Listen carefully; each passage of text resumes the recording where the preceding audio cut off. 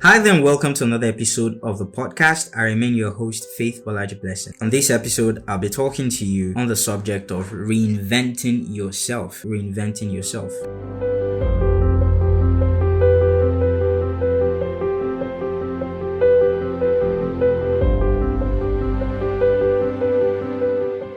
One thing that is constant is change, and it happens whether we like it or not, without fail. However, how that change affects us, whether positively or negatively, in the long run, is heavily dependent on how we position ourselves for that change. I totally understand that there are certain changes we absolutely have no control over, as well as the impact that they have on us. That is why I was careful, to say that how that change or how those changes affect us in the long run, is dependent on how we position ourselves for the change. Emphasis on the word long run or the phrase long run. So this is, this has a thing or two rather, to do with the kind of attitude we put up during the process of change, as well as after a process of change. Similar to what we discussed in the last episode, where I spoke about attitude is everything. So the attitude that you put up during the process of change determines how you eventually come out of that situation, whether you come out victorious or defeated. So if you want to learn more about that particular concept or that particular topic, I'd advise that you refer to the last episode. Alright, so this brings me to the topic of this episode in itself, reinventing yourself. And I'm just going to lay it out for you, right? The truth is, this current version of yourself was invented through your learning, your experience, your choices, and most definitely, subconscious programming from your immediate environment or the society. And what I want you to do right now, as a matter of practical, as a matter of an exercise, if you may, is to take a look at yourself in the mirror as well, if you will, and reflect. Look upon and within and into yourself and ask yourself, am I happy? Am I impressed? Am I fulfilled with this current version of myself? Now, if your answer is yes, that's amazing, and I like to say congratulations.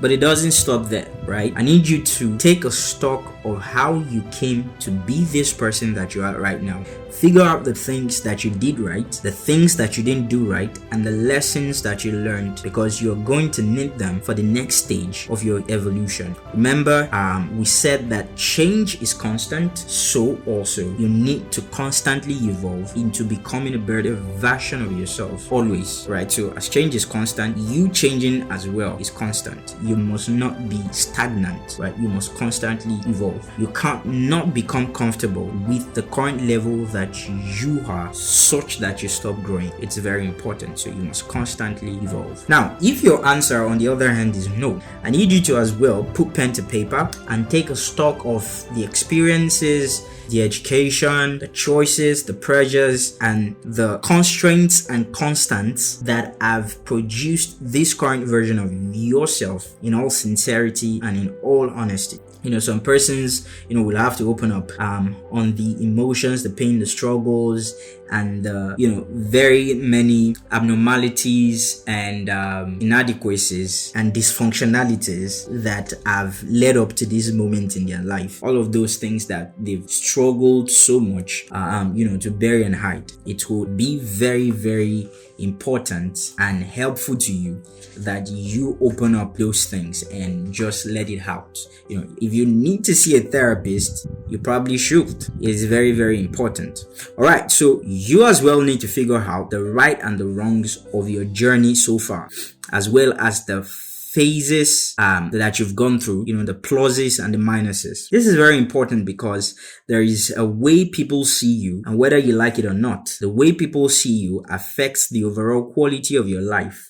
People's perception of who you are go a long way in determining how easily you will be able to do all that God wants you to do and be all that He wants you to be.